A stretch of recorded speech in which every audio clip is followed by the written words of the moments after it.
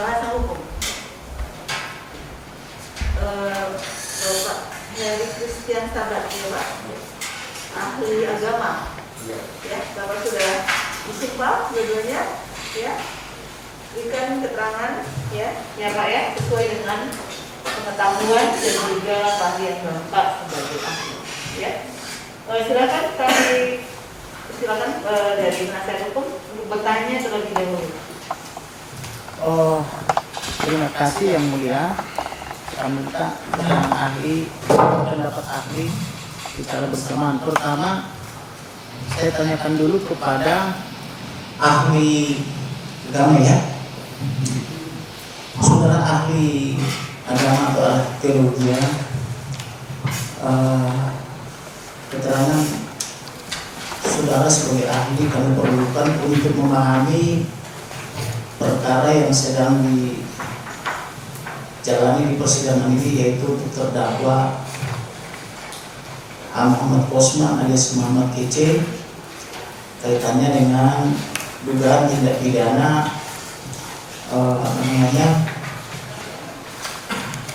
penodaan dan atau penistaan agama, juga sebelum masuk dengan pasal 156 Kode Pidana junto 156A Kode Pidana, dan juga dakwaan pasal 28 Undang-Undang ITE junto pasal 45 tentang ujaran kebencian yang berbau suku, agama, ras dan agama atau sara.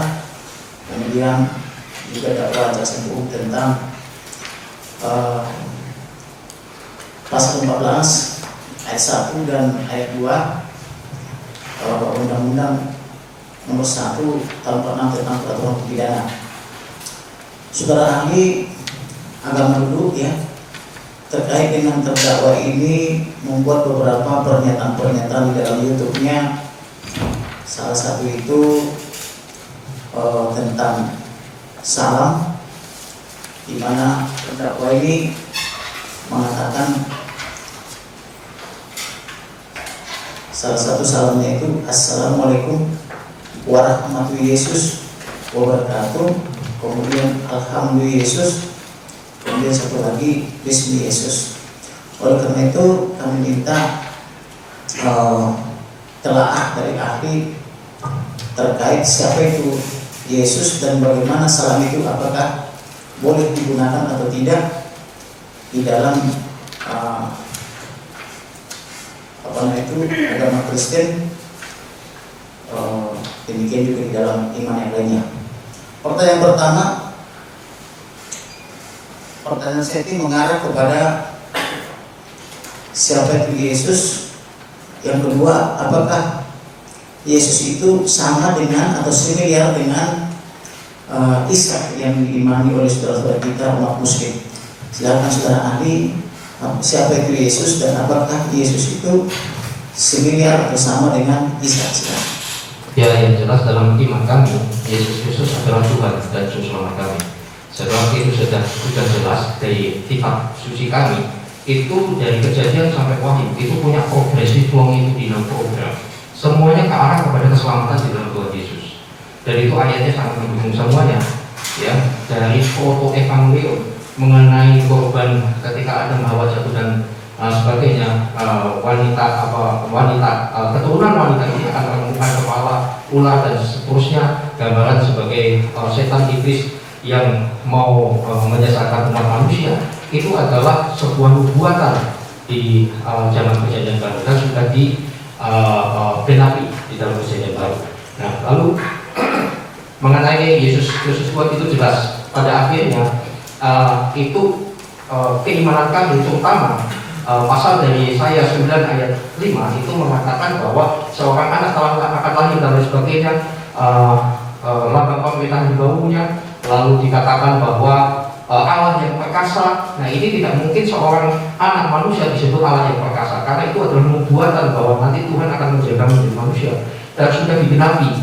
Dan ribuan tahun sebelumnya bahwa seorang anak akan lahir dan disebut Immanuel, itu jaraknya 1500 dan digenapi. Itulah penggenapan di Alkitab, ada namanya intern dan ekstern. Yang intern Alkitab yang akan menyebutkannya sendiri. Nah, kemudian yang membuat kami percaya Yesus Kristus adalah Tuhan itu bukan manusia yang dituhankan, memang Tuhan yang menjadi manusia.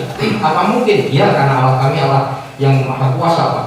Jadi mau jadi apa saja itulah hak prerogatifnya Tuhan kami. Itu menunjukkan bahwa itu Tuhan kami berkuasa. Yohanes 1 ayat 1, pada mulanya adalah firman, dan firman itu bersama-sama dengan Allah, dan firman itu adalah Allah. Artinya sebetulnya secara singkatnya, sebetulnya dulunya itu Allah yang ada di singgasananya surga. Lalu ayatnya yang ke-14, dan firman itu menjadi manusia. Artinya Allah itu menjadi manusia. Nah, dalam iman kami sederhana menjawabnya, ya karena Allah kami adalah Allah yang maha kuasa, bisa jadi apa saja. Demikian, Pak. Baik. Apakah ahli mau menyampaikan bahwa nubuatan di Taman Eden tadi itu bahwa anak manusia atau anak Adam dan istrinya Hawa itu akan meremukkan daya kepala ular, ya, lambang dari iblis, Pak. lambang dari iblis itu mengarah kepada nubuatan tentang kelahiran Yesus ini. Sangat benar. Gereja-gereja seluruh dunia konsepnya sama, tidak ada yang berbeda. Baik. Dan apakah itu sudah tergenapi? Sudah terkenal. Baik. Kata Immanuel ribuan tahun sebelumnya di Yesaya dan lain sebagainya, kata Immanuel sudah disebutkan. Anak ini akan disebut Immanuel, dan di Perjanjian Baru apa itu? disebut Allah beserta kita, Tuhan beserta kita. Kemudian apakah ahli juga pernah membaca atau mengetahui kitab Ulangan 18 ayat 15 dan 18 ayat 18? Ya. Mengenai ini ya, Pak. Dari Ketika Musa mengatakan seorang nabi di antaramu akan dibangkitkan sama seperti aku, pernah mendengar? ya, sering mendengar, Pak. Apa itu maksudnya? Maksudnya itu jelas yang dimaksud nabi itu adalah dari tengah-tengah saudara. Dalam bahasa aslinya itu ada kata pele, itu merujuk kepada laki-laki yang dalam saudara kandung dari saudara orang-orang Israel, bukan dari keturunan Esau, bukan dari keturunan Ismail dan seterusnya. Itu iman kami, Pak. Bila demikian, siapakah yang dimaksud nabi yang akan lahir di antara saudara-saudara daripada umat Musa tadi? Ya, kalau itu disebut nabi, yaitu iman kami jelas seluruhnya mengaku iman kami itu adalah Yesus. Itu maksudnya ke Yesus juga. Jadi Ya. Yesus itu juga nabi juga, Mas saudara. Iya, Baik. nabi dalam konteks ini, Pak, dalam konteks kata Musa ini, dari antara saudara yang besar. Baik. Kemudian tadi saudara juga ada menyebut Yesaya, ya. Ya, Yesaya 9 ayat 5. iya. Seorang anak telah lahir, seorang putra diberikan, lambang pemerintahan di bahunya, namanya disebut Allah yang perkasa. Penasihat ajaib, Allah Penasihat yang perkasa. ajaib, Allah yang perkasa. Bagaimana maksudnya itu anak lahir tetapi dia menjadi Allah yang perkasa? Ya, itu tadi sudah disebutkan penjelasannya di Yohanes 1 ayat 1 dan 14, Pak. Pada mulanya adalah firman. Apa itu Yohanes 1 ayat 1? Pada mulanya adalah firman. Firman itu bersama-sama dengan Allah, dan firman itu adalah Allah. Di Alkitab harus membacanya tidak boleh netral, karena sesuai dengan sastra di situ dan sebagainya. Intinya sederhananya, dulu itu Tuhan, dulu itu Allah yang ada di surga, lalu firman yang disebut firman. Kata Tuhan itu kan menyampaikan sabdanya dengan firman perkataannya, dan apa yang disampaikan ini menjadi manusia. Itu bahasa sastra yang kita harus paham teks and konteksnya, namanya exegese. Exegese. Jadi kita mempelajari kita sesuai dengan teks and konteksnya, tidak boleh exegese. Exegese itu kita sudah punya doktrin, kita sudah punya kesimpulan, lalu kita memperkosa ayat Alkitab, lalu sesuai dengan keinginan kita. Contohnya, seorang nabi dibangkitkan di antara saudaramu. Nah, itu kita tidak boleh perkosa itu bahwa itu bukan Yesus. Kita harus teksnya maksudnya tertulis itu maksudnya siapa? Baik. Apakah maksud daripada Yesaya 9 ayat 5 ini juga merujuk kepada rencana penubuatan tentang kelahiran Yesus juga? Sudah saya jawab. Begitu, ya? Ya. Baik. Kemudian pernah mendengar atau membaca kitab atau surat tentang kelahiran Yesus? Bagaimana dia prosesnya dilahirkan? Ya. Saudara Andi bisa menjelaskan bagaimana dia bisa dilahirkan? Apakah dia lahir sebagai hubungan keinginan birahi seorang laki-laki terhadap perempuan, ataukah keinginan ilahi, atau memang dibuatkan sebelumnya, atau dia lahir dari perempuan suci atau perawan gitu, gimana? Baik, sejak ribuan tahun sebelumnya sudah dibuatkan di Yesaya seorang anak darah, artinya seorang perawan. Kemudian digenapi di Injil Sinopsis. Kalau diketahui Injil Sinopsis itu apa? Injil Sinopsis adalah Injil yang ditulis oleh saksi mata dari kelahiran, kehidupan, kematian, kebangkitan, dan kenaikan Yesus ke surga. Itu. Jadi saksi mata apa? Apakah ahli mau mengatakan bahwa Yesus itu lahir bukan atas keinginan seorang laki-laki, sudah jelas adalah atas kehendak daripada dari nubuatannya kisah di Injil Sinopsis. Memang ada beda pandangan di Sinopsis dari mengatakan 3, Matius, Markus, Lukas, tapi ada juga Yohanes. Tetapi tidak penting, yang penting adalah ini adalah saksi matanya. Dan semua mengatakan hal yang sama dari orang yang berbeda. Laporannya sama bahwa malaikat datang dan mengatakan yang dikandung ini adalah dari Roh Kudus, bukan karena hubungan seks seperti cerita Zeus dengan siapa itu akhirnya malaikat berpulang, bukan begitu. Dan maaf, dan seluruh dunia ini yang standarnya sama, tidak ada berbantah-bantah soal itu, bahwa yang dikandung adalah dari Roh Kudus yang minjem kandungannya Maria. Demikian. Baik. Apakah ahli juga pernah mendengar Yohanes Pembaptis? Ya. Siapa itu? Dan apa hubungannya dengan Yesus Kristus yang sudah disebutkan tadi? Yohanes Pembaptis mengakui dirinya bahwa aku adalah suara yang berseru-seru di padang. Jadi sebelum Yesus lahir, dia sudah berseru-seru bertobat, kerajaan Allah sudah datang, dan namanya dan lain sebagainya sama semua, familiar, intinya begitu. Dan ketika Yesus sudah ada dan tanda-tanda Mesias itu ada, maka murid-muridnya disuruh ikut, kami ikut saya, itulah Mesias. Baik. Apakah dia yang membaptis Yesus sehingga disebut namanya Yohanes Pembaptis? Ya. Bukan hanya Yesus saja, tetapi orang-orang Israel yang mempersiapkan kebenaran Yesus. Dan Yesus Yesus dibaptis itu bukan karena dia manusia yang betul atau tidak, dia harus menggenapi, harus ikuti dia hadir sebagai manusia, maka kontekstualisasi sebagai manusia dia jalankan. Baik. Ketika Yesus dibaptis, apakah ada suara datang dari surga yang menyatakan inilah anak yang kukasihi, kepadanya aku berkenan, atau Yesus Nabi Robert saat itu main Christwell? Pernah dengar itu? Iya, saya baca Pak, saya nggak dengar, saya baca. Baca? Ya, bacanya di mana? Ya, di Injil Sinopsis ada. Dan Injil Sinopsis seperti saya katakan tadi saksi mata, dan orang-orang yang berumur juga saksi mata. Baik.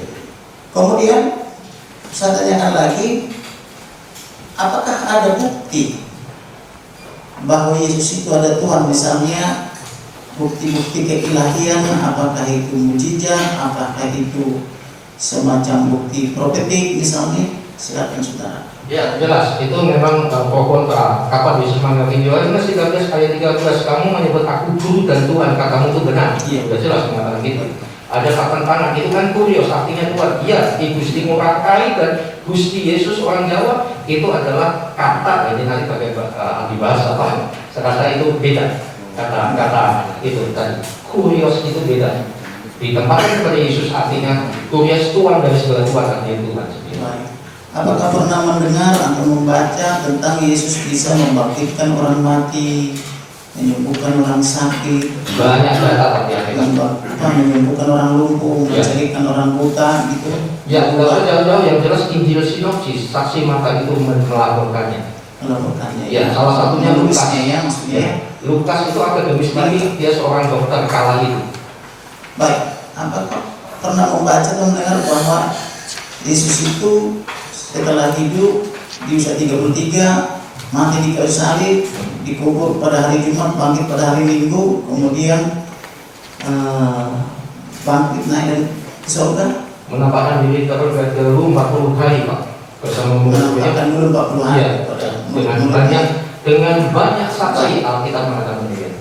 Baik, ketika dia mau bangkit atau mau pergi ke surga, apa pesan khusus yang disampaikan oleh Yesus? Matius 28, 19, 20, pergilah jadikanlah semua bangsa muridku. pergilah jadikanlah semua bangsa bukan muridku. jadi Kristen, bukan. Kami tidak pernah mengagamakan. Coba diucapkan sekali lagi. Yang pergilah jadikanlah semua bangsa muridku. Ada nggak perintah baptislah semua? Baptislah mereka dalam nama Bapa, Putra, dan Roh Kudus. Putra dan Roh Kudus. Ya. Ada nggak pengecualian di situ untuk dijadikan muridnya? Aku hanya orang tertentu saja, tidak orang Yahudi saja. Tidak. Semuanya. Go for seluruh dunia. Baik.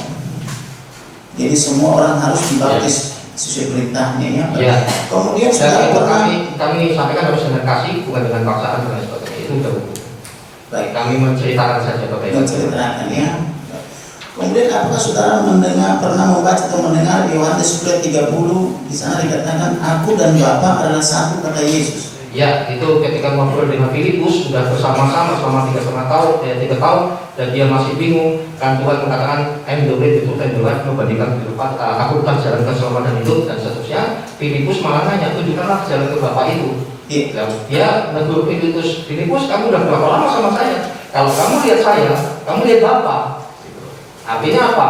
Sekali lagi bahasa ini tidak bisa letterlek, ini adalah bahasa sastra kala itu. Penegasan aja, apakah ada kata-kata Yesus mengatakan aku dan Bapa adalah satu? Ya, jelas. Ada ya. Ya. Barang siapa melihat aku, dia sedang melihat Bapa. Ya, Bapak, sama. Pertanyaan saya, siapa itu Bapa? Bapa itu ya Allah sendiri. Dia sendiri. Baik. Kemudian saudara kan sudah doktor teologi ya. Contohnya gini, kalau Bapak ngomong dengan saya bukan saksi ahli. Bapak lihat saya seorang dosen. Baik. Gitu. Baik. Saudara kan sudah mengenyam pendidikan tertinggi yaitu doktoral ya. Ya, Pak. Ketika saudara belajar teologi ya, apakah di tempat saudara menempuh ilmu itu ada belajar semacam perbandingan agama atau misalnya katakanlah kristologi, islamologi dan sebagainya? Iya Pak, kami mempelajari untuk mengasihi mereka. Pelajari. Ya, Pak. Tujuannya untuk mengasihi ya. Ya, itu hukum kami. Bisa saudara ahli jelaskan mengasihi seperti apa maksudnya? Bagi kami kan ada istilah Matius 27 ayat 28 sampai 30 antara itu.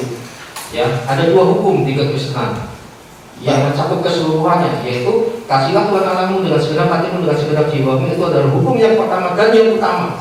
Baik. Lalu hukum yang kedua yang sama dengan itu, nilainya sama, kasihlah sesamamu manusia, Pak. Baik. Jadi orang yang di luar Kristen di mata kami adalah orang-orang yang harus dikasihi karena terbilang, bukan dimusuhi. Dikasihi ya. Dikasihi, dan itu adalah sesat kalau ada gereja mengatakan yang di luar Kristen halal darahnya apa, itu bukan ajaran. Jadi kalau toh kami mengasihi, bagaimana untuk mengenal mereka? Bagaimana terhadap yang dianggap musuh sikap seorang pengikut Yesus? Maksudnya kami Misalnya, apakah ada perintah untuk berdoa dan mengasihi musuh? itu wajib Pak, karena hukumnya sudah jelas. Hukum ditampar di kanan, beri di kiri. Iya. Ada ya. Baik. Sekali Kemudian lagi itu bahasa figuratif, bahasa peribahasa dan sebagainya. saya mau tanyakan ketika saudara mengambil katakanlah semacam tadi kristologi, islamologi atau ilmu perbandingan agama dan sebagainya itu, apakah saudara pernah mempelajari Al-Quran dan hadis maksudnya? Iya. Pernah. Tapi saya tidak, bukan main saya sekedar untuk mengetahui saja. Baik. Boleh saya tanyakan? Misalnya, Kalau bisa saya jawab. Kalau Baik. bukan ranah saya tidak bersedia. misalnya hadis Sahih Muslim nomor 127, di sana dikatakan demi Allah yang jiwaku di tangannya, sesungguhnya telah dekat masanya Isa putra Maryam akan turun di tengah-tengah kamu, dia akan menjadi hakim yang adil.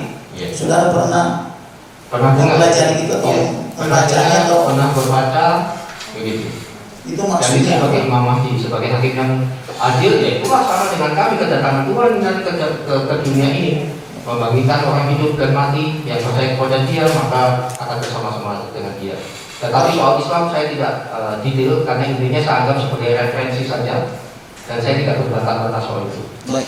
Pertanyaan saya adalah, bukankah Allah yang adil? Bagaimana ini Isa menjadi hakim yang adil? Maksud arah pertanyaannya apa? Kan kita tahu kan bahwa yang adil itu kan hanya Tuhan. Ya, Kenapa Isa adalah hakim yang adil? tidak ada yang adil kecuali Tuhan sendiri. Itu adalah pandangan saya, bukan tafsiran saya. Jadi hanya Tuhan ya. Ya. Kemudian apakah ahli juga pernah mendengarkan bahwa Isa itu terkemuka di dunia dan terkemuka di akhirat? Dengar. Pernah dengar? Pernah dengar. Ahli tahu maksudnya? Pernah baca saja. Oh, pernah baca. Ya. Dan demikian saya ganti pertanyaannya kepada ahli bahasa linguistik atau bahasa Bunda ya. Baik. Tolong diberikan mic-nya. Baik, apa boleh? Dan lama tadi pertanyaan tentang Alhamdulillah Yesus atau bagian saya akan Oh, baik. Saya menjawab. Saya tuntaskan ya. Ya. Baik. Oh, terkait dengan penuturan atau pemaparan daripada terdakwa ini di dalam ada 7 videonya. Ahli pernah melihat videonya? Pernah dengar tapi saya hampir selalu tidak habis. Hanya lihat sedikit karena panjang ya. Durasinya panjang ya. Ya. Baik. Kemudian yang mau saya tanyakan di situ adalah terkait tadi perkataan ya, yang biasanya diucapkan oleh saudara-saudara kita seperti salam assalamualaikum warahmatullahi wabarakatuh. Kemudian oleh MKC ini saya tidak tahu apa motivasinya atau kreativitasnya saja. Assalamualaikum warahmatullahi wabarakatuh. Saudara bisa menjelaskan itu dari sudut keahlian saudara? Ya baik, saya kebetulan juga dosen di bidang misi kontekstualisasi dan skripsi saya justru kontekstualisasi Injil di Gurun Tabib. Jadi dan itu adalah sangat alkitabiah. Tuhan kami adalah Tuhan yang kontekstual. Dari perjanjian lama sampai baru itu kontekstual, menggunakan bahasa, sastra dan lain sebagainya. Jadi hal-hal itu tidak masalah, bukan penistaan di mata saya. Karena satu, bahasa itu adalah netral. Dan cuma masalah di Indonesia itu menurut pengamatan saya, masalahnya yang membuat terganggu adalah bahasa identik sebagai agama, pakaian sebagai agama. Padahal ingat bahasa Arab itu bukan Islam, tapi itu netral. Contoh, di Kristen itu tidak semuanya, di Arab itu tidak semuanya Islam. Ada Kristen Arab yang bahasanya sama juga bilang alhamdulillah, juga Yeshua Masih dan sebagainya. Ini seperti itu Pak. Jadi itu bahasa netral. Kalau Pak MKC mengatakan itu, kan tidak ada masalah. Dan sebagai orang yang berkecimpung di keagamaan tidak masalah. Satu, itu adalah kreativitas. Kedua, itu adalah kontekstualisasi. Ya, Yahudi seperti Yahudi, Yunani seperti Yunani, dan itu tidak masalah. Dan itu kan hanya menggunakan bahasa saja. Baik. Sama saja. Nah sekarang Gusti Yesus apakah saudara ahli mau mengatakan bahwa Kristen di Arab juga menggunakan bahasa itu? Ya jelas Pak. Bahkan sebelum kan ini Pak, termasuk misalkan Shema Israel. Shema Israel itu adalah pola semacam kayak azannya orang-orang Yahudi kala itu. Ya Shema Israel saya punya rekamannya dan seterusnya. Shema Israel itu apakah saudara mau mengatakan tentang kitab Ulangan 4? Ya semacam dengarlah hai Israel, ya. Tuhan itu Esa atau Tuhan itu ya, satu. dan lain sebagainya. Itu maksudnya. Ya, tapi saya tidak mau mengarah kepada doktrin, tetapi saya mau memberitahu dari sisi kontekstualisasi. Bukankah itu doktrin daripada umat Yahudi? Oh ya, itu memang akar-akar kita kan dari sana Pak. Jadi bentuknya seperti azan dan sebagainya. Nah, kemudian saat ini juga tidak ada masalah ketika ada seorang pastor dari Mesir atau Arab yang dia sekarang juga menggunakan semacam kayak azan di Kristen. Ya, dalam membaca Shema Israel itu, Shema Israel adalah Yahudi. Ya, kalau itu Yudaisme Pak, itu Yudaisme. Nah, sekarang yang Kristen ini dia menggunakan semacam itu dan azannya mirip dengan Islam sama sekali. Dan saat ini yang akar Islam yang ada di sana tidak ada tuntutan sama sekali, tidak ada masalah dengan bahasa itu. Jadi bahasa itu bukan agama, Pak. Baik, jadi beda bahasa, beda agama ya. Ya. Baik. Bagaimana dengan ucapan Alhamdulillah Yesus? Ya, alhamdulillah. Nah, yang biasa lazim kita dengarkan Alhamdulillahirabbil alamin. Gitu. Ya. Bagaimana menurut Anda? Ya buat saya tidak masalah, kenapa MKC saat ini kan imannya Tuhannya adalah Yesus. Jadi dia hanya menggunakan bahasa yang netral gitu. Apakah maksud saudara karena Yesus itu similiar dengan Allah maksudnya? Iya, pasti demikian. Sesuai Yohanes 1. Iya, baik. Karena imannya beliau kan sudah beralih. Kemudian Dan sama sekali tidak bermaksud penghinaan. Beda sekali. Penghinaan itu seperti ini. Hal yang lupa Yesus Jerusalem itu dari kecil saya dibully semacam itu baru benar. Baik. Apakah saudara ahli mengetahui bahwa tata cara peribadatan di gereja itu adalah selalu dimulai di dalam nama Allah atau di dalam nama Tuhan atau di dalam nama Bapa? Sebelum dimulai ibadah, apakah itu sudah diucapkan seperti misalnya saudara-saudara kita umat Muslim setiap mau membacakan itu kitab suci selalu diawali dengan basmalah misalnya, ya. Bismillahirrahmanirrahim gitu ya. Dengan teks dan konteksnya yang sesuai kontekstualitas itu, semuanya intinya sama Pak. Selalu dimulai dalam nama Bapa, Putra dan Roh Kudus, dalam nama Yesus. Yang Arab pun juga bahasanya kalau orang yang nggak paham Pak, yang bahasa dia tahunya bahasa dalam agama, dipikir ini bukan Kristen. Baik. Begitu. Nah pertanyaan saya, ketika orang Arab misalnya, katakanlah Arab yang Nasrani gitu ya, ketika mereka beribadah, apakah mengucapkan kata-kata seperti yang diucapkan oleh saudara-saudara kita umat Muslim dalam basmalah itu? Setahu saya seperti itu Pak, karena kita saya memang jadi sana. Persis. Pernah mempelajari kekristenan Koptik di Mesir? Ya, saya punya teman Koptik Pak. Bahkan ada sholatnya juga. Bagaimana? Ada sholatnya juga Pak. Kristen juga sholat? Ada yang Koptik Pak. Yang Koptik Ya, ya? karena mereka menyebabnya dari sana. Pernah ahli melihat kaligrafi? Oh banyak Pak. Katakanlah yang saya maksud bukan kaligrafi untuk surat-surat kitab Muslim ya, tapi kaligrafi untuk tulisan-tulisan Injil berbahasa Arab seperti ini. Oh banyak Pak. Ini sudah bukan hal yang aneh lagi.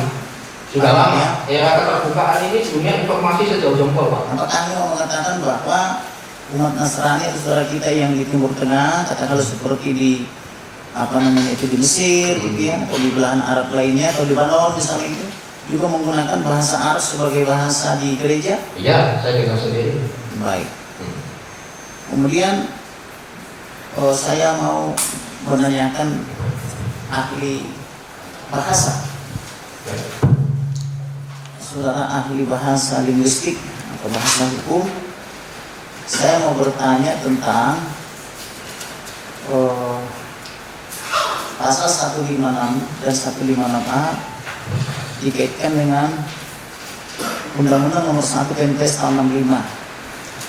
Di dalam penerapan pasal penistaan atau dugaan penistaan agama itu, kaitannya pasal 156 dan 156A Kode Pidana itu, ada undang-undang berikutnya yang lahir tahun 65 berasal dari penetapan Presiden nomor 1 dirubah menjadi Undang-Undang PNPS, yang mana di dalam sekitar pasal 123 sampai 4 itu secara spesifik merujuk kepada undang-undang Kode Pidana. Nah, yang menjadi pertanyaan saya di sana ada narasi atau kalimat yang menyatakan bahwa sebelum diterapkan, ini redaksionalnya nggak seperti itu, tapi kurang lebih substansinya begitu, diterapkan pasal 156 dan 155A itu, maka pemerintah dalam hal ini Kementerian Agama, Kementerian Dalam Negeri, kemudian Jaksa Agung memberikan teguran keras semacam somasi gitu ya kepada orang atau lembaga atau organisasi yang dalam tanda petik diduga menodai atau diduga ada ajaran yang katakanlah menurut pemerintah menyimpang gitu. Pertanyaan saya adalah bagaimana memahami narasi atau bahasa yang menyatakan bahwa pemerintah memberikan peringatan keras terlebih dahulu kepada orang atau organisasi yang diduga menodai agama yang dilindungi undang-undang. Silakan saudara ahli. Ya, dari segi bahasa itu berarti pemerintah melarang setiap orang, terutama warga negara Indonesia, untuk menodai agama lain atau menghina agama lain. Baik. Bagaimana dengan pemerintah memberikan larangan keras semacam somasi? Yang mau saya tanyakan adalah apakah boleh diterapkan pasal 156 Kode Pidana junto 156A huruf A kau pidana tanpa diperingati dengan keras dulu oleh pemerintah. Kaitannya dengan ultimum remedium atau upaya hukum pidana itu sebagai upaya hukum akhir. Karena kita kan lazimnya seperti pengacara nih Pak ya. Kalaupun datang klien kita mengadukan lawannya, wah saya ditipu misalnya itu, saya dihina sebagainya. Biasanya kan kita undang dulu, somasi dulu gitu loh. Kalau misalnya undangan atau somasi tidak diindahkan, baru kita upaya hukum akhir kan laporkan ke polisi kalau pidana, ke pengadilan kalau perbuatan melawan hukum ataupun terjadi. Yang mau saya tanyakan adalah tentang narasi pemerintah lebih dulu memberi peringatan keras itu.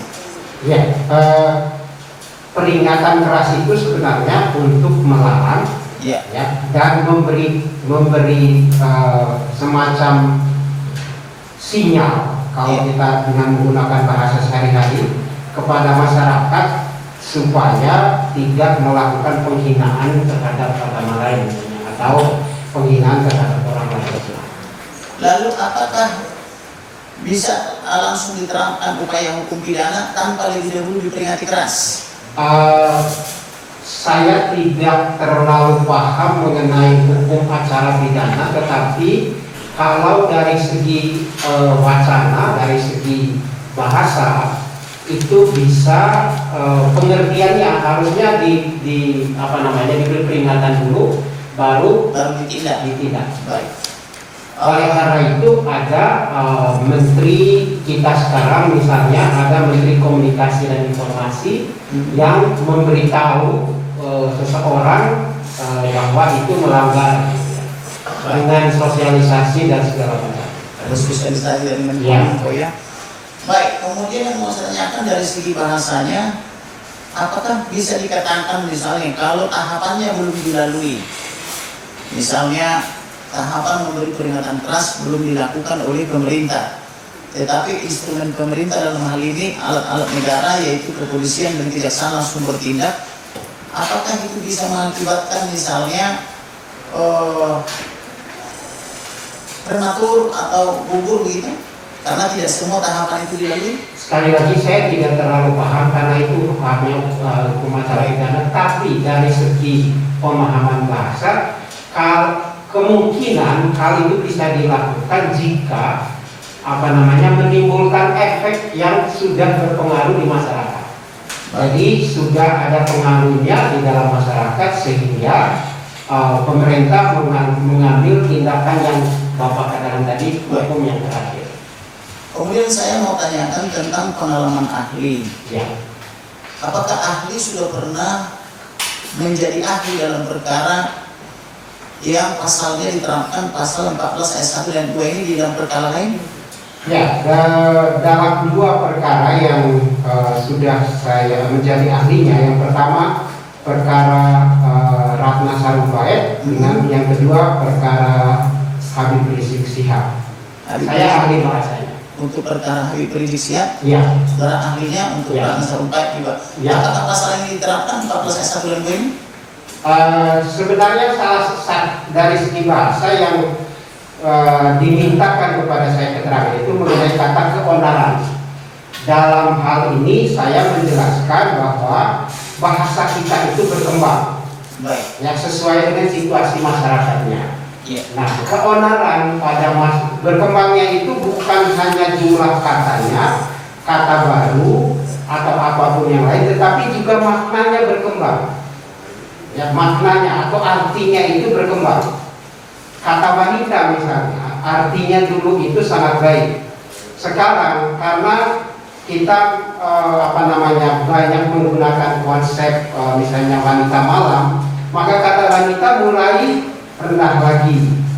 Kata bunda dulunya itu hanya dikenal di kalangan Kristen, Katolik, Bunda Maria. Sekarang semua menyapa ibu-ibu itu bunda. Jadi maknanya berkembang.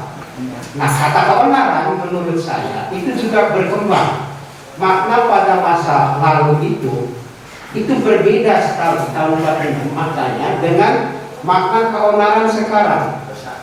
Baik, saya mau tanya kepada ahli, di dalam pasal 14 ayat 1 itu kan ada disebut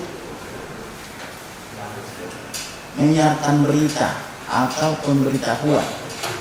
Apakah ahli bisa menjelaskan apa itu menyiarkan berita, kemudian apa itu pemberitahuan?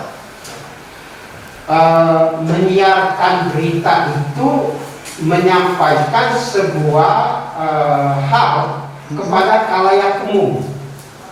Khalayak umum. Jadi koran itu menyiarkan berita, TV menyiarkan berita. Siapa saja, baik orang Indonesia maupun di luar Indonesia, itu bisa menyaksikan. Sedangkan pemberitahuan itu biasanya fokus pada kelompok tertentu atau orang tertentu. Misalnya di dalam kantor, pemberitahuan kepada karyawan, pemberitahuan kepada para manajer. Itu ada jenis surat yang namanya surat pemberitahuan. Baik. Apakah ahli mau mengatakan bahwa menyiarkan berita itu lebih luas cakupannya daripada pemberitahuan? Betul. Betul. Baik. Kemudian saya mau tanya lagi tentang kaitannya pasal 14 1 dan 2 itu, karena di dalam ayat 1 itu ancaman pemidanaannya jauh lebih tinggi, atau 10 tahun dibanding di ayat 2 hanya 3 tahun, tetapi masih mencakup berita dan pemberitahuan juga di pasal 15-nya itu turun lagi ke bawahnya itu cuma 2 tahun. Yang mau saya tanyakan adalah kaitannya dengan keonaran yang saudara ahli sebutkan tadi. Nah, apakah di ayat 1 itu apa namanya itu? Atau ahli jelaskan dulu, keonaran itu apa sih keonaran? Keonaran itu pada masa tahun 46 ketika itu dibuat, itu berkaitan dengan kelompok-kelompok masyarakat yang rusuh, dalam arti karena masih ada Indonesia belum stabil, maka masih ada kelompok-kelompok yang menyebabkan kerusuhan, dan undang-undang itu diadopsi dari pemerintah kolonial. Pemerintah kolonial itu memasukkan semacam, ada pengaruh dari pemerintah kolonial terhadap pasal keonaran itu.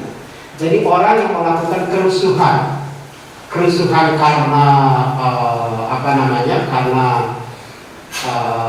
melawan pemerintah kolonial, atau kerusuhan karena hal lain. Baik. Apakah ini maksudnya fakta yang saudara ahli jelaskan atau penafsiran historis?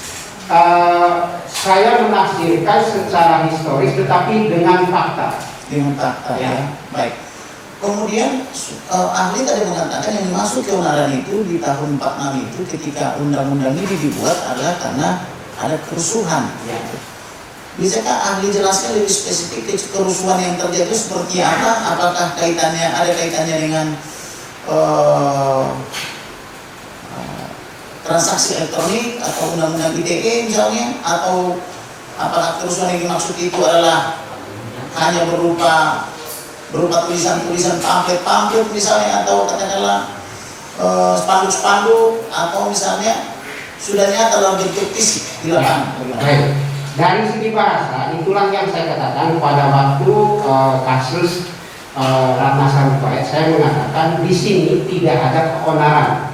Kenapa? Karena yang menjadi polemik saja, beda sekali keonaran dan polemik. Polemik itu ada perbedaan pendapat antara kelompok yang satu dan kelompok yang lain. Begitu. Antara pendukung atau orang yang simpati dengan Ratna Sarumpait dengan yang anti mereka. Demikian pun dalam kasus Habib Rizik Syihab. Lalu keonaran itu atau kehebohan, ya, itu terjadi di media sosial. Ya, tidak muncul dalam bentuk demonstrasi, tidak muncul dalam bentuk rusak-merusak. Yang terjadi keonaran sebenarnya waktu undang-undang Cipta Kerja itu demonstrasi sampai bakar-bakar. Ya, disitulah keonaran itu yang justru dalam undang-undang Cipta Kerja terjadi keonaran. Keonaran. Tetapi dalam tidak diterapkan Ratna Sarumpait dan Habib Rizik sama sekali hanya kehebohan. Apakah ahli mau mengatakan kalau tidak terjadi kerusuhan seperti bakar-membakar demonstrasi itu bukan keonaran tapi kehebohan saja? Kehebohan, dan itu pro kontra di media sosial. Hanya pro kontra di media sosial. Baik. Kemudian apakah ahli bisa menjelaskan kegunjangan, karena di sini juga jaksa penuntut umum ada menyebutnya ada terjadi keguncangan. Apa perbedaan? Pertama jelaskan dulu apa itu keguncangan dan perbedaannya dengan keonaran tadi. Keguncangan itu sebenarnya misalnya ya dalam dunia ekonomi, keguncangan itu adanya turun naik harga misalnya, itu yang terjadi. Lalu keguncangan dalam secara fisik misalnya, ada secara psikologis itu misalnya dalam kaitan dengan orang yang merasa sakit hati sekali atau merasa sangat sedih, itu yang dipakai kata keguncangan. Jadi dari segi ekonomi misalnya tiba-tiba turun gitu ya, dan menyebabkan ekonominya tidak baik, itu keguncangan.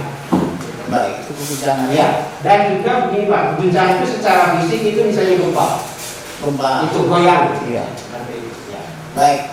Lalu apakah bisa disebutkan misalnya keonaran, keguncangan dan atau sejenisnya itu kalau hanya sifatnya katakanlah ada di dalam media sosial, perbedaan pendapat misalnya.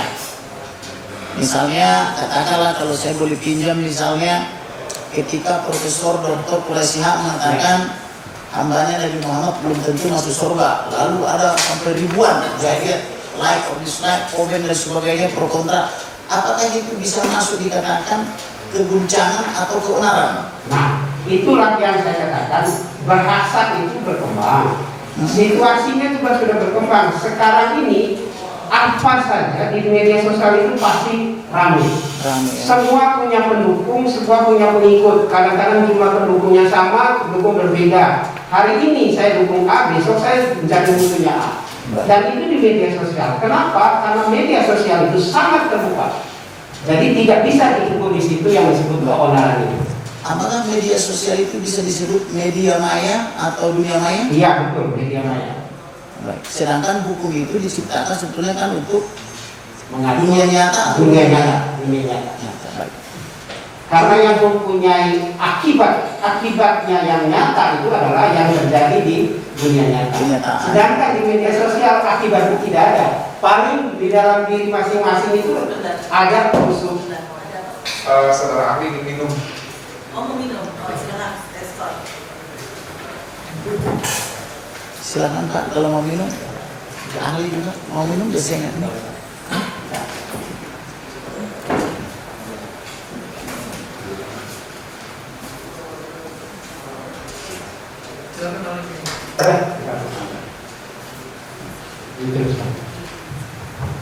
Dicabut dulu skornya. Baik, dilanjutkan yang mulia. Silakan saudara ahli dilanjutkan. Saya lupa masalahnya tentang keguncangan itu tadi. Iya. Ya, jadi yang saya maksud begini. Karena di media sosial itu orang bisa dengan mudah sekali menyatakan setuju dan tidak setuju, dan komentarnya sangat bebas sesuai dengan kemampuan masing-masing, itu tidak bisa menjadi ukuran sebagai suatu keonaran. Baik. Bila demikian, kalau saya ganti pertanyaannya, apakah ahli bisa menjelaskan apa itu penodaan atau penodaan agama? Ya. Penodaan agama itu terjadi dalam bentuk fisik, misalnya merusak patung ya dari agama Katolik, atau mencoret-coret lalu menulis gitu ya kata-kata kasar untuk sebuah agama, kemudian dalam bentuk merusak bangunan, itu bisa, itu penodaan agama ya. Nah, saya ingin memberitahukan juga saat ini saya dengan beberapa teman sedang ikut berproses dengan DPR sana yang berkaitan dengan undang-undang ITE. Ya. Nah, di dalam situ kita mengajukan satu hal bahwa hendaknya di dalam undang-undang itu dibedakan dengan baik yang namanya penghinaan dengan opini. Opini itu adalah pendapat seseorang yang sangat bebas. Misalnya, saya tidak setuju pemindahan ibu kota karena akan makan banyak biaya misalnya. Baik. Misalnya seperti itu. Tapi kalau saya katakan saya tidak setuju pindah ibu kota karena orang Kalimantan itu bodoh semua. Contoh ya, karena orang Kalimantan itu bodoh semua. Nah itu saya menghina. Di situ. Disitulah yang saya katakan antara penghinaan agama juga begitu. Nah, karena medianya sangat terbuka, di kalangan Kristen juga satu sama lain, bahkan di kalangan Katolik juga satu sama lain itu ada pro kontra, ada pendapat yang setuju, ada pendapat yang tidak setuju, begitu. Jadi opini itu tidak bisa kami mengusulkan, tidak bisa dipidana, karena itu semacam kebebasan berbicara. Itu yang pendapat saya. Bila demikian, bagaimana dengan penistaan? Penistaan dan penghinaan itu hampir sama. Hampir sama. Ya.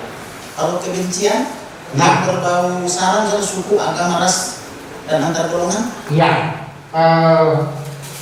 Paling tidak di masyarakat kita ada yang tidak suka. Ya, ada yang tidak suka. Tidak suka itu, ya, belum tentu benci. Tidak suka belum tentu benci. Ya, misalnya saya tidak suka makan tahu, tapi saya belum tentu benci. Benci itu adalah perasaan yang berkaitan dengan cinta. Sedang suka itu hanya merasa senang dan tidak. Baik. Kalau begitu, bagaimana cara mengukur dari segi bahasa apakah perbuatan seseorang itu mengandung kebencian atau tidak, apalagi yang berbau suku, agama, ras, dan antar golongan? Nah itu harus dianalisis. Itu tadi Pak yang saya Metode katakan. analisisnya bagaimana? Metode lain analisisnya dengan melihat kata-kata yang dipakai seperti apa. Baik. Kata-kata yang dipakai seperti apa. Tadi saya ambil contoh yang mana. Saya tidak setuju. Misalnya disebut begini, Alhamdulillah Yesus, Warahmatu Yesus, Bismi Yesus, misalnya gitu.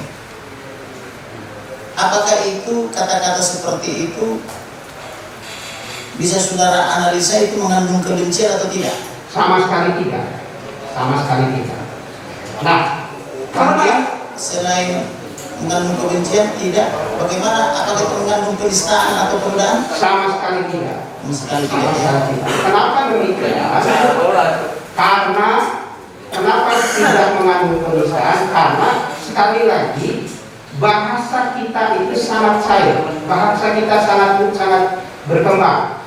Saya ingin jelaskan ada satu peneliti yang mengatakan 9 dari 10 kata bahasa Indonesia itu adalah bahasa asing.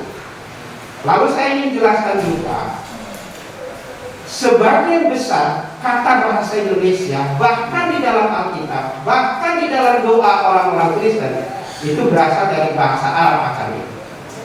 Amin misalnya, atau kata kitab itu sendiri, Alkitab. Hanya perbedaannya di dalam kalangan Muslim digunakan bahasa Arabnya, bahasa asli Arab. Di dalam Kristen itu digunakan penyerapannya ke dalam bahasa Indonesia. Jadi kata-kata bahasa Arab itu sangat banyak yang diserap menjadi kata bahasa Indonesia. Kalau kita teliti dengan baik, bahasa Melayunya itu mungkin tinggal 10 atau 15 atau 20%. Selain itu adalah kata-kata asing, terutama kata bahasa Arab, yang kedua bahasa asing Inggris sekarang, dulu Belanda, lalu bahkan ada bahasa Portugis dalam bahasa kamus kita. Jadi kita tidak bisa menghindari bahwa bahasa Arab itu bisa dipakai siapa saja. Jadi apakah itu ahli mau mengatakan bahwa bahasa yang kita pakai sekarang itu tidak murni lagi bahasa Indonesia, tetapi sudah menjadi percampuran dengan bahasa asing, khususnya Arab gitu ya? Betul sekali. Begitupun bahasa Inggris, jangan kita kira mereka asli, tidak. Ada bahasa Prancisnya, ada bahasa Latinnya. Semua bahasa modern itu pasti mengandung unsur bahasa asing karena pengaruh asing. Nah di Indonesia unsur bahasa Arab begitu banyak karena masuknya pengaruh agama Islam di dalam Indonesia lebih dulu, ya lebih dulu dari Kristen. Yang kedua, pengajaran agama Kristen begitu terbatas daripada pengajaran dari agama Islam di Indonesia. Itu sejarah yang tidak bisa kita bantah. Baik, saudara ahli. Bila demikian, apakah bahasa bisa diidentikan dengan agama atau adakah perbedaan maupun persamaannya? Saya bukan ahli agama, tetapi saya setuju pada pendapat ahli teologi bahwa penyamaan agama dan bahasa itu suatu hal yang menyulitkan kehidupan. Saya ingin jelaskan Alkitab berbahasa Melayu itu dilarang menggunakan kata Allah, harus menggunakan kata Tuhan semua di dalamnya. Padahal Maksudnya Melayu Malaysia? Malaysia, itu di Malaysia, itu jadi polemik besar di Malaysia. Padahal di dalam Alkitab Allah, kata Allah itu banyak sekali. Antara kata Allah dan kata Tuhan mempunyai arti yang atau nuansa makna yang berbeda. Gitu ya, kadang-kadang Tuhan, kadang-kadang Allah. Nah, kenapa itu? Karena dua-duanya masuk, tapi ketika diklaim oleh salah satu pihak bahwa Allah hanya boleh dipakai di dalam agama tertentu, sedangkan Tuhan itu untuk agama tertentu, itu jadi masalah. Karena semua Alkitab yang berbahasa Indonesia yang mau dipakai di Malaysia itu harus diganti semua. Harus diganti semua kata Allah. Ada kata Allah ya? Ya, itu terjadi di dalam masyarakat. Bila demikian adanya, apakah ahli bisa menjelaskan secara historis, barangkali ahli pernah mempelajari atau tahu sejak kapan penggunaan kata Allah pertama kali? Pasti kalau kita buka data itu di dalam yang tertulis di dalam peninggalan bahasa Melayu atau akar dari bahasa Indonesia itu ada dua yang sangat kuat, yaitu prasasti dengan naskah. Yang prasasti itu tidak menggunakan kata Allah karena masih dipengaruhi Hindu. Prasasti apa misalnya? Prasasti batu tulis, prasasti di mana-mana gitu. Jadi bahasanya itu masih pengaruh Hindu sangat kuat, belum muncul. Tetapi di dalam naskah-naskah Melayu sekitar yang paling tua itu sekitar tahun 900 sampai 1000 Masehi, itu sudah mulai menggunakan kata Allah atau Tuhan. Untuk di Indonesia ya? Untuk di dalam naskah-naskah kita. Jadi dari cerita-cerita rakyat yang ditulis, dari undang-undang yang pada masa itu kan ada naskahnya Pak. Itu ada, sudah mulai muncul. Bagaimana dengan di Timur Tengah? Karena pernah saya dengar ahli yang dia menguasai beberapa agama, termasuk khususnya agama-agama Samawi ya, Yahudi, Islam, Kristen, dan Katolik. Beliau pernah saya lihat videonya bahwa penggunaan kata Allah ini jauh sebelum kekristenan malah sudah ada katanya. Betul sekali. Apakah ahli mengetahui itu? Ya, kalau kita lihat di dalam Alkitab Perjanjian Lama itu kan digunakan kata Allah, berarti itu ditulis jauh sebelum Yesus. Jauh sebelum Yesus atau jauh sebelum 2220 tahun lalu. Betul. Kata Allah sudah digunakan. Ya, karena Allah itu merupakan kata dari bahasa di Timur Tengah, saya lupa namanya, sebagai bahasa dari kitab Perjanjian Lama itu. Kitab Perjanjian Lama ya. Baik. Kemudian yang mau saya tanyakan lagi kepada ahli, apakah bahasa itu bisa diklaim hanya milik segolongan tertentu misalnya? Sama sekali tidak, karena bahasa itu sangat terbuka. Ya, yang pertama, bahasa itu digunakan oleh semua manusia. Yang kedua, bahasa itu saling mempengaruhi satu sama lain. Dia menyerap ke dalam bahasa lain. Tadi saya katakan, bukan hanya bahasa Indonesia yang Mohon saksi, ahli maaf duduknya. Bukan hanya bahasa Indonesia yang mendapat serapan dari bahasa asing, tapi bahasa Inggris pun yang kita bahasa asing apapun, bahasa modern itu pasti mendapat serapan dari bahasa lain. Saya ambil contoh, kata bambu di dalam bahasa Inggris itu dari bahasa Indonesia, bahasa Melayu maksudnya. Bambu. Kemudian saya mau lebih fokus ke permasalahan terdakwa ini. Terdakwa ini dalam membuat video-videonya ada yang ahli mengatakan oh itu karena kebodohan terdakwa. Ada yang bilang itu karena salah tafsir. Kemudian ada yang bilang lagi salah baca, gitu.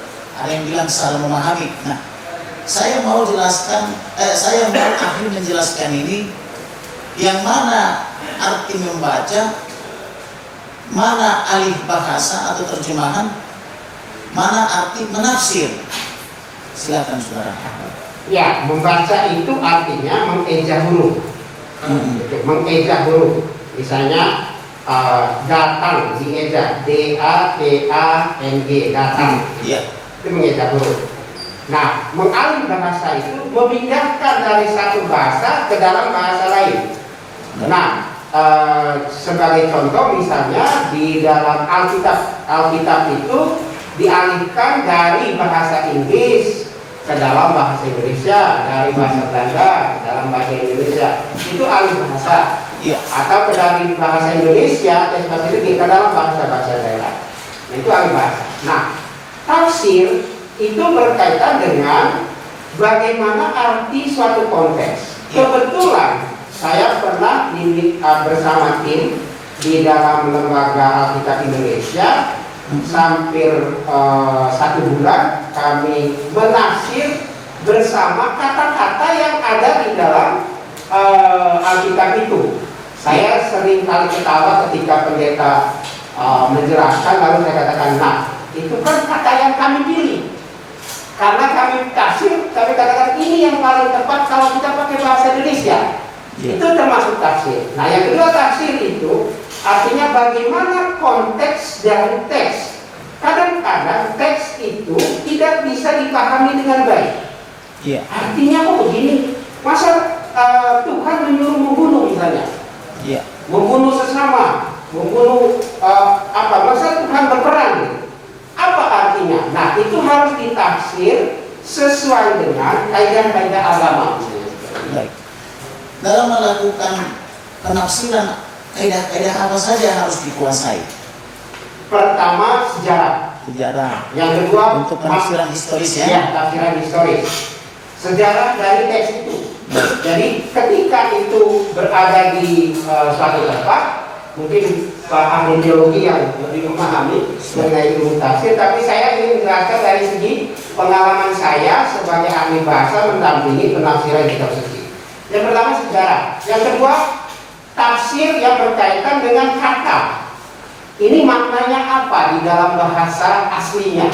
Itu yang terjadi. Kata ini apa dalam bahasa aslinya dan bagaimana mereka memahaminya? Nah, karena saya teknologi sekarang itu bisa dikaitkan dengan macam-macam dan penemuan sehingga tafsirnya itu bisa jadi lebih panjang dari teksnya. Tafsirnya lebih panjang dari teksnya. Apa tujuan orang melakukan penafsiran?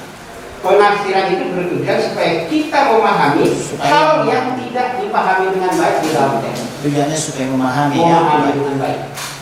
Dengan demikian, apakah membaca alih bahasa berbeda dengan menafsir? Berbeda. Sangat beda. Jadi kalau kita misalnya membaca alih bahasa, misalnya katakanlah Nats Al-Quran gitu ya, dialih bahasakan oleh Kementerian Agama misalnya. Lalu saya baca misalnya alih bahasanya. Apakah saya bisa dikatakan telah menafsir? Kalau saya hanya membaca alih bahasanya, membacanya ya. Tidak. Membaca itu berarti tetap membaca, mengeja dalam bahasa Indonesia. Baik. Kalau saya komentari, itu tafsir. Itu menafsir ya. Jadi di situ poinnya ya. Baik. Kemudian apa namanya itu, dalam hukum pidana itu dikenal namanya actus reus atau mens rea atau evil mind, pikiran setan atau pikiran jahat. Kaitannya dengan penderaan atau karena seseorang dianggap telah melakukan suatu kesalahan. Bisakah ahli menjelaskan apa itu yang dimaksud dengan evil mind atau mens rea? Ya, dari segi bahasa itu artinya apa yang ada niat jahat atau tidak. Niat jahat. Niat jahat. Apa yang ada di belakang kepala seseorang menyampaikan sesuatu. Bila demikian, bagaimana kita cara menilai apakah seseorang itu ketika misalnya membuat suatu ujaran atau penuturan, apakah itu video atau perbuatan, melihatnya dari segi aspek bahasa, apakah ini ada niat jahatnya atau tidak? Kita harus melihat dari konteksnya, dari pilihan katanya. Bila demikian, saudara ahli coba jelaskan dulu apa itu konteks, apa itu teks, apa kemudian semantik itu. Ya, teks itu apa yang tertulis. Ya. Apa yang tertulis pada yang kita baca itu teks. Teks. Ya. Nah, ada konteks itu situasi yang melatar belakangi teks itu. Misalnya, ketika saya menulis misalnya sakit gitu ya, saya tulis itu dengan sakit dengan i-nya panjang gitu. Yeah. Nah, konteksnya bisa dipahami bahwa di itu